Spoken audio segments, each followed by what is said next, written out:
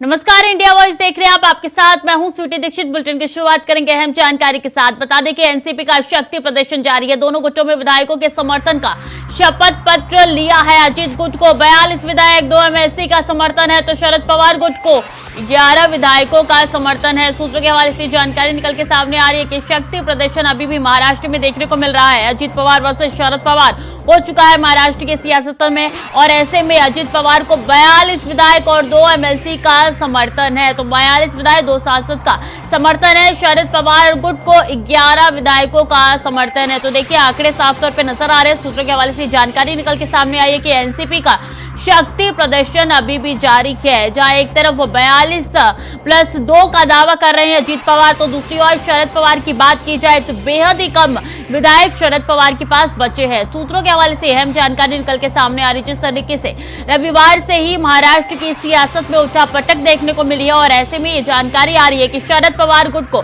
11 विधायकों का समर्थन है। तो ऐसे में क्या शरद पवार एनसीपी को बचा पाएंगे? बड़ा सवाल यही उठता हुआ नजर आ रहा है। एनसीपी का शक्ति प्रदर्शन जारी है। पिछले दिनों देखा था सतारा में भी शक्ति प्रदर्शन शरद पवार की तरफ से किया गया था, तो वही शरद पवार ने कई विधायकों को बेदखल भी कर दिया था एनसीपी से। तो अब देखिए, जानकारी निकल के सामने आ रही है कि शरद पवार के पास 11 विधायक बताए जा रहे हैं, तो दूसरी ओर अजीत पवार गुट के पास 42 विधायक और 2 एमएलसी का समर्थन है।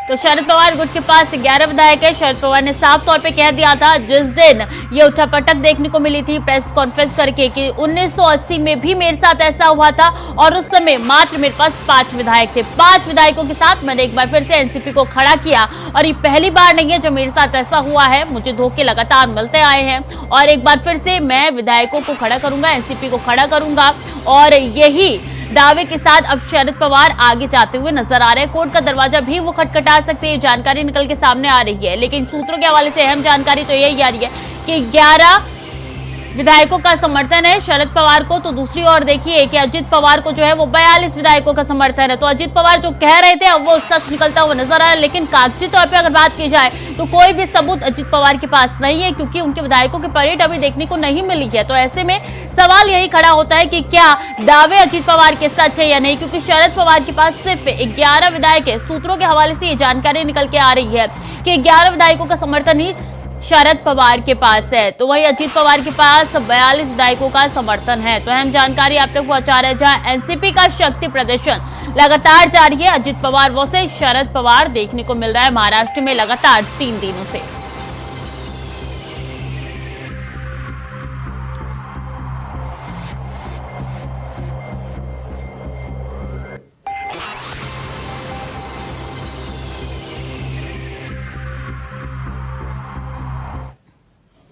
तो महाराष्ट्र की राजनीति से अहम जानकारी निकल के सामने आ रही है कि मौजूदा घटनाक्रम से सीएम शिंदे खुश नहीं है। बता दें, शिंदे ने राष्ट्रपति के साथ बैठक रद्द कर दी है। तो जो घटनाक्रम महाराष्ट्र में देखने को मिल रहा है उससे सीएम एकनाथ शिंदे खुश नजर नहीं आ रहे हैं। राजभवन में भी जो तस्वीर निकल के सामने आई थी शपथ के वक्त पे, उस समय भी साफ तौर पे देखा गया था कि एकनाथ शिंदे के चेहरे पे मायूसी नजर आ रही है। और उसी समय से विपक्ष लगातार कटाक्ष कर रहा था, विपक्ष लगातार सवाल उठा रहा था कि जहां एनसीपी एनडीए में शामिल हो चुकी है, एनसीपी के कई विधायक एनडीए में शामिल हो चुके हैं, तो ऐसे में एकनाथ शिंदे के चेहरे पे वो खुशी क्यों नहीं नजर आ रही है। अब सूत्रों के हवाले से जानकारी निकल के सामने आ रही है कि एकनाथ शिंदे इस उठापटक से खुश नजर नहीं आ रहे हैं, नाखुश है। अब आगे क्या कुछ होगा, एकनाथ शिंदे क्या एनडीए के साथ लगातार गठबंधन जो है उसको जारी रखेंगे या तोड़ेंगे, ये आने वाले समय में साफ तौर पे पता चल जाएगा। लेकिन जानकारी यही है कि एकनाथ शिंदे खुश नहीं है। शिंदे ने राष्ट्रपति के साथ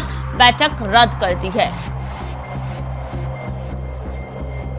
तो महाराष्ट्र की राजनीति से अहम जानकारी आप तक पहुंचा रहे हैं, जहां सीएम एकनाथ शिंदे खुश नजर नहीं आ रहे इस उठापटक से। बता दें, अजीत पवार को उप मुख्यमंत्री पद की शपथ दिलाई गई है, और ऐसे में उस समय से ही इस सीएम शिंदे के चेहरे पे वो खुशी नजर नहीं आ रही है। तमाम कयास लगाए जा रहे थे उस वक्त से। अब ये जानकारी सूत्रों के हवाले से निकल के सामने आ रही है कि शिंदे ने राष्ट्रपति के साथ जो बैठक होनी थी वो रद्द कर दी है, क्योंकि सीएम इस घटनाक्रम से खुश नजर नहीं आ रही हैं।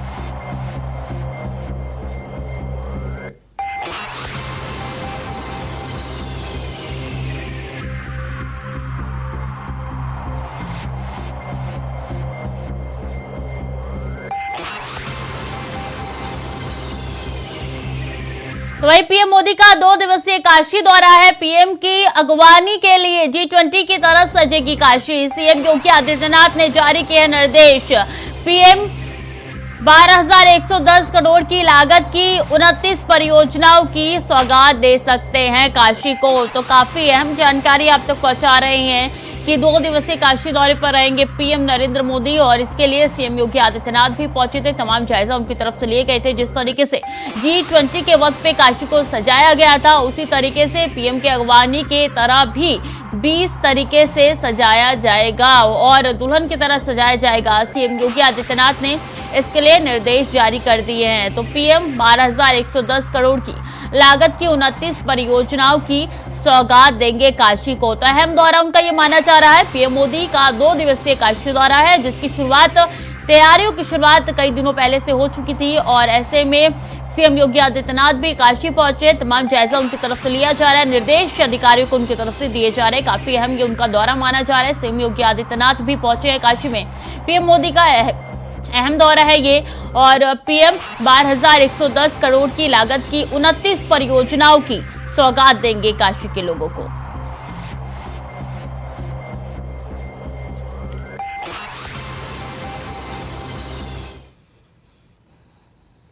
तो वही 17 से 31 जुलाई तक सड़क सुरक्षा पखवाड़ा। योगी सरकार पूरे प्रदेश में चलाएगी पखवाड़ा। बिना हेलमेट ऑफिस आने पर माना जाएगा अनुपस्थित। घटनाएं रोकने के लिए लागू होंगे सख्त नियम। सरकारी ऑफिस में बिना हेलमेट पहुंचेंगे तो माना जाएगा अनुपस्थित। सेकेंड टाइम बिना हेलमेट पाए जाने पर होगी कार्रवाई। सड़क दुर्घटनाओं में इस साल कई ज्यादा लोगों की जान गई है और ऐसे में सड़क दुर्घटनाओं में कमी लाने के लिए ये फैसला लिया गया है। विभागों के सहयोग से ट्रैफिक नियमों को लेकर जो है वो जागरूक किया जा रहा है और ऐसे में ये जानकारी निकल के सामने आ रही है कि पखवाड़ा चलाया जाएगा। दुर्घटना रोकने के लिए नियम सख्त तौर पे लागू किए जाएंगे। सरकारी ऑफिस में बिना हेलमेट पहुंचे तो होंगे अनुपस्थित। तो अहम जानकारी आप तक पहुंचा रहे हैं। सेकेंड टाइम बिना हेलमेट पाए जाने पर कार्रवाई होगी और ये जिस तरीके से घटनाएं निकल के सामने आ रही है पिछले दिनों, उसको रोकने के लिए ये पखवाड़ा जो है वो चलाया जाएगा। तो सड़क दुर्घटनाओं में इस साल कई ज्यादा लोगों की जान गई है और ऐसे में सड़क दुर्घटनाओं को रोकने के लिए, उसमें कमी लाने के लिए ये फैसला लिया गया है सरकार की ओर से, प्रशासन की ओर से। तो विभागों के सहयोग से ट्रैफिक नियमों को लेकर करेंगे जागरूक। तो 17 से 31 जुलाई तक सड़क सुरक्षा पखवाड़ा चलाया जाएगा। ये पखवाड़ा 17 से 31 जुलाई तक चलवाया जाएगा। योगी सरकार पूरे प्रदेश में चलाएगी पखवाड़ा।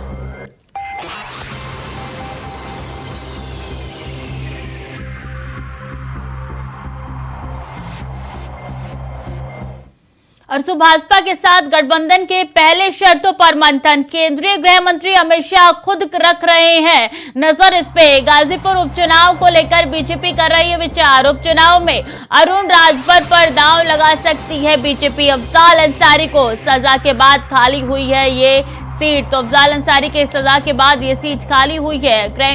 केंद्रीय गृह मंत्री अमित शाह इस पे नजर बनाए हुए। गाजीपुर उपचुनाव को लेकर बीजेपी कर रही है विचार विमर्श और ऐसे में अरुण राजभर पे दांव लगा सकती है उपचुनाव के मद्देनजर बीजेपी। बता दें कि मुख्तार अंसारी के भाई के सजा के बाद ये सीट खाली हुई है और इसके बाद विचार विमर्श जो है वो किया जा रहा है। अरुण राजभर को इस सीट से बीजेपी खड़ा कर सकती है। भाजपा के साथ गठबंधन के पहले शर्तों पर अब मंथन लगातार जारी है। केंद्रीय गृह मंत्री अमित शाह इस पे खुद नजर बनाए हुए हैं, खुद उन्होंने नजर रखी हुई है। और इसी के साथ बता दें कि गाजीपुर उपचुनाव को लेकर बीजेपी विचार विमर्श कर रही है। अरुण राजभर के साथ इस सीट पे दांव खेल सकती है बीजेपी। बता दें कि अफजाल अंसारी को सजा के बाद ये सीट खाली हुई थी और इसके बाद से अब लगातार अरुण राजभर को इस सीट से खड़ा करने के लिए विचार विमर्श किया जा रहा है।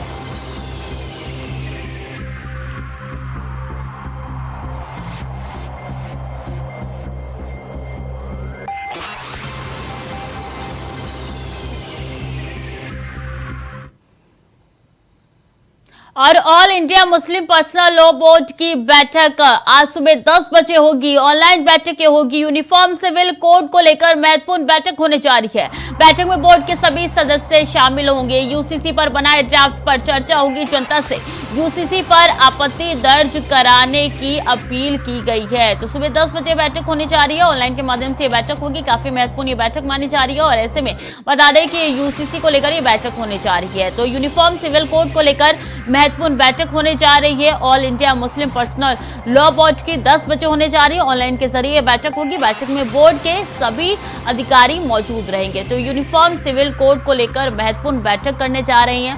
अब ऐसे में यूनिफॉर्म सिविल कोड को लेकर चर्चा होगी। इस पे बैठक में बोर्ड के सभी सदस्य शामिल होंगे। यूसीसी पर बनाए ड्राफ्ट पर इसमें चर्चा होगी। तो all India Muslim personal law board की बैठक होने जा रही है। ऑनलाइन के जरिए बैठक होगी। 10 बजे बैठक होगी और जो ड्राफ्ट बनाया गया है यूसीसी को लेकर उस पर चर्चा होगी। इस बैठक में जनता से यूसीसी पर आपत्ति दर्ज कराने की अपील भी की गई है। तो all India Muslim personal law board की बैठक होने जा रही है। सुबह 10 बजे बैठक ऑनलाइन होगी और ऐसे में तमाम सदस्य इसमें मौजूद रहेंगे। जो ड्राफ्ट तैयार किया गया है यूसीसी को लेकर उस पर चर्चा होगी। महत्वपूर्ण बैठक ये यूनिफॉर्म सिविल कोड को लेकर हो रही है all India Muslim personal law board की।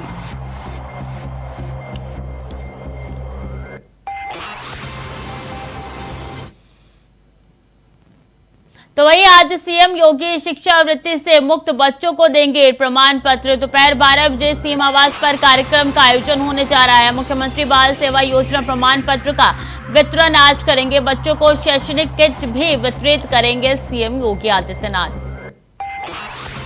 तो दोपहर 12 बजे सीएम आवास पर कार्यक्रम का आयोजन होने जा रहा है। मुख्यमंत्री बाल सेवा योजना प्रमाण पत्र का वितरण आज होने जा रहा है। तो आज सीएम योगी भिक्षावृत्ति से मुक्त बच्चों को देंगे प्रमाण पत्र। बता दें दोपहर 12 बजे सीएम आवास पर कार्यक्रम का आयोजन हुआ है।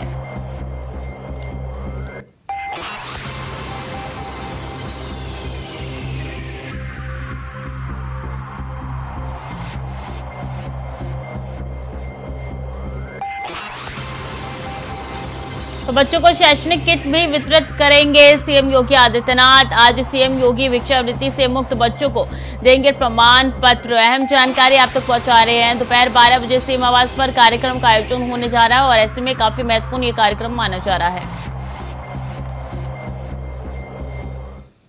तो वही सीएम योगी आदित्यनाथ जारी करेंगे डेविस कप का ड्रॉ। बता दें 15 सितंबर को किया जाएगा समारोह का आयोजन। इसी के साथ प्रदेश भर में टेनिस खिलाड़ी समारोह में आमंत्रित होंगे। भारत मोरक्को के बीच में 16-17 सितंबर को होगा ये मुकाबला और राजधानी लखनऊ में 23 साल बाद ये मैच खेला जा रहा है। प्रदेश भर के टेनिस प्लेयर्स को भेजा जाएगा बुलावा। विजयगंज कोर्ट में मैच को लेकर की जा रही हैं तैयारियां। एक हफ्ते पहले आएगी भारतीय पुरुष टीम। तो सीएम योगी आदित्यनाथ जारी करेंगे डेविस का ड्रॉ और 15 सितंबर को किया जाएगा समारोह का आयोजन। इसी के साथ जानकारी आप तक पहुंचा दें कि 16-17 सितंबर को ये मैच होने जा रहा है। प्रदेश भर से टेनिस खिलाड़ी समारोह में आमंत्रित होंगे।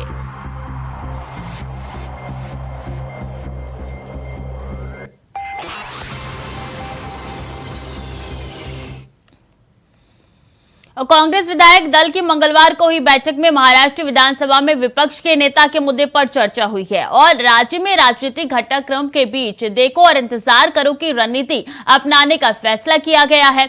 एक वरिष्ठ नेता ने यह जानकारी दी है कि पहले यह कहा गया था कि राष्ट्रवादी कांग्रेस पार्टी के नेता अजित पवार के पद से इस्तीफा देने और शिवसेना बीजेपी सरकार में शामिल होने के बाद कांग्रेस नेता प्रतिपक्ष के पद पर दावा पेश करने के मुद्दे पर चर्चा कर सकती है। लीडरशिप में मीटिंग हो गई पार्टी चीफ, इसमें हम सभी शिवसेना के नेता थे, हमारे विधायक थे, हमारे एमपीज थे और जो महाराष्ट्र में और पूरे देश में जो उथल पुथल चल रही है उसको तोड़ो, उसको फोड़ो, उसको खरीद लो, ये जो राजनीति बीजेपी की चल रही है उसके ऊपर चर्चा हुई। महाराष्ट्र में उसका क्या परिणाम होगा उसका ऊपर चर्चा हुई और इस संकट और संघर्ष से हमको कैसे आगे जाना है उस बारे में मार्गदर्शन हुआ। लोकसभा चुनाव के बारे में चर्चा हुई, यूसीसी के बारे में चर्चा हुई। उसकी बात है ना, लेकिन ये कोई नई बात नहीं है। पिछले कई सालों में तो हम ये देखते आए हैं, शायद कोई ऐसी रियासत नहीं है जहां पे ऑपोजिशन को तोड़ने की कोशिश नहीं की गई है और हर पार्टी को कहीं कम कहीं ज्यादा इस चीज के लिए निशाना बनाया गया है। मध्य प्रदेश हो, राजस्थान हो, महाराष्ट्र हो, गोवा हो, नॉर्थ ईस्ट हो, हर जगह, कर्नाटका हो, हर जगह हम ये देखते हैं। जम्मू कश्मीर में भी जो पुरानी पार्टियां हैं उनको तोड़ के यहाँ नई पार्टियां बनाई गई जो कि बीजेपी के ज्यादा करीब हैं। तो ये सब जगह यही हो रहा है। अफसोस की बात है, लेकिन ये असलियत की लीडरशिप में मीटिंग हो गई, पार्टी चीफ। तो क्या महाराष्ट्र जैसा ही होगा यूपी में विपक्ष का हाल? क्या बीजेपी का तैयार है बड़ा प्लान? क्या 24 के पहले जयंत हो जाएंगे अखिलेश से दूर? क्या एनडीए का अब करेंगे जयंत पॉलिटिकल टूर? ये तमाम सवाल भाजपा अध्यक्ष ओपी राजभर के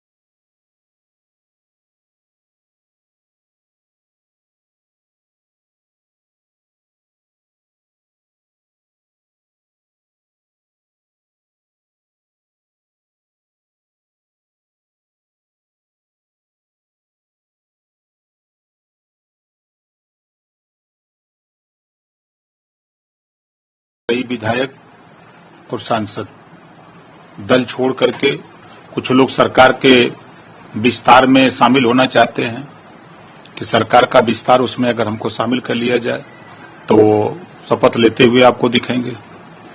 कई लोग हैं कि जो लोकसभा का टिकट चाहते हैं वो दिल्ली से लेकर लखनऊ तक अपना जुगाड़ बैठाए हुए हैं। इस तरह का यहाँ भी वही खेल होने जा रहा है जो महाराष्ट्र में हुआ है। भाई वो तो खुद सबूत उनके सांसद दे रहे हैं, उनके सांसद तो ओपन आकर के आपके सामने बाइट दे रहे हैं ना। और कौन सांसद क्या कह रहे हैं? अरे उनके दो सांसद आगे नाराजगी जता रहे हैं अपने नेता के ऊपर। किस चीज पे? अब आप नहीं देखे उसको लगता है। आप बताइए तो। जो रवैया है सरकार का, जो रवैया रहा है अखिलेश जी का, उस रवैया से नाराज है और लोग अपना भविष्य देख रहे हैं कि यहाँ अब भविष्य नहीं है, इस नाते कि अब मुसलमान चार खेमे में हो गया। वहीं दावों और कयासों के बीच दिल्ली से लेकर लखनऊ तक सियासी बयानों के बीच सवाल खड़े हो रहे हैं कि क्या वाकई में अखिलेश की साइकिल को पंचर करके बीजेपी यूपी में भी कुछ बड़ा खेल करने वाली है। अब सुनिए सपा अध्यक्ष अखिलेश यादव इन कयासों को लेकर क्या कुछ कह रहे हैं। जो जिससे मिलते हैं उनसे कहो वो ले जाए, हमारे जिनसे वो मिलते हैं उनसे कह दो कि ले जाए। कांग्रेस राहुल गांधी भी आए थे ना सर, राहुल गांधी भी आए थे। देखिए वो तो सब लोग आएंगे, बीजेपी को हटाना कौन नहीं चाहता है। और जो बीजेपी को हटाना चाहते हैं उन्हें कम से कम उन दलों को साथ आना चाहिए जो बीजेपी से लड़ रहे हैं। बीजेपी का जो मुकाबला कर रहे हैं उनको सबको साथ लाने का ही कोशिश लगातार रही है और होती रहेगी। कितने दिन के दौर है सर? बस अभी मिलकर के जा रहे हैं, फिर बुलाएंगे तो फिर आएंगे। कांग्रेस और बीआरएस अगर साथ नहीं आ रही है, उन्होंने साफ कर दिया, तब ऐसे में फिर आप लोग कैसे? बीआरएस ही तो लड़ रही है बीजेपी से, लेकिन फिर कांग्रेस में तो वही कह रही है बीआरएस नहीं लड़ेंगे तो हम नहीं लड़ रहे क्या बीजेपी से? कि कांग्रेस हमसे लड़ेगी क्या? लेकिन आपको समझना चाहिए कांग्रेस हमसे लड़ेगी। नहीं, मैं कह रही हूँ कि साथ। वहीं एनसीपी की टूट के बीच यूपी की सियासत में बहुत तेजी से बहुत कुछ घट रहा है। सपा अध्यक्ष अखिलेश यादव ने तेलंगाना के सीएम चंद्रशेखर राव से मुलाकात की। इस दौरान दोनों नेताओं ने 2024 को लेकर आगे की रणनीति पर चर्चा की और विपक्षी एकता का दावा किया। वहीं दूसरी तरफ मोदी मंत्रिमंडल में यूपी से 2 नेताओं के शामिल किए जाने की चर्चाएं हैं। माना जा रहा है कि कुछ मंत्रियों को हटाकर नए चेहरे शामिल किए जा सकते हैं। वहीं योगी मंत्रिमंडल में भी विस्तार की चर्चाएं तेज हैं। मगर सबसे बड़ा सवाल ये कि क्या वाकई में यूपी में भी कुछ बड़ा होने वाला है। Bureau report, India voice, Lucknow. और बीजेपी ने 4 राज्यों के प्रदेश प्रभारी को बदल दिया है। झारखंड से बाबूलाल मरांडी को बदल दिया है, तो बता दें कि पंजाब से भी बदल दिया गया है, आंध्र प्रदेश से भी यहां पे बदल दिया गया है और बाबूलाल मरांडी को अध्यक्ष बनाया गया है। पंजाब में सुनील जाखड़ को, तेलंगाना से जी किशन रेड्डी और आंध्र प्रदेश की डी पुंडेश्वरी प्रदेश अध्यक्ष बनी है। यह साफ हो गया है कि झारखंड में बीजेपी का सबसे बड़ा चेहरा बाबूलाल मरांडी है। बाबूलाल मरांडी झारखंड के पहले मुख्यमंत्री भी रह चुके हैं। फरवरी 2020 में बाबूलाल मरांडी बीजेपी में शामिल हुए, उन्हें नेता प्रतिपक्ष भी बनाया गया था। अब लोकसभा चुनाव और विधानसभा चुनाव को देखते हुए उन्हें प्रदेश में पार्टी की कमान दे दी गई है। लोकसभा और विधानसभा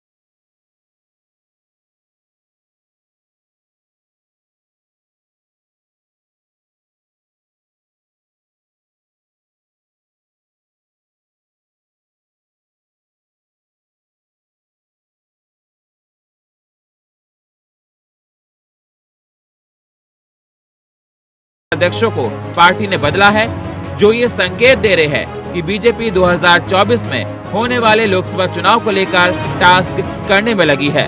bureau report, India voice, Raipur. तो फिलहाल के लिए बुलेटिन में इतना ही। खबरें लगातार जारी है, देखते रहिए इंडिया वॉइस।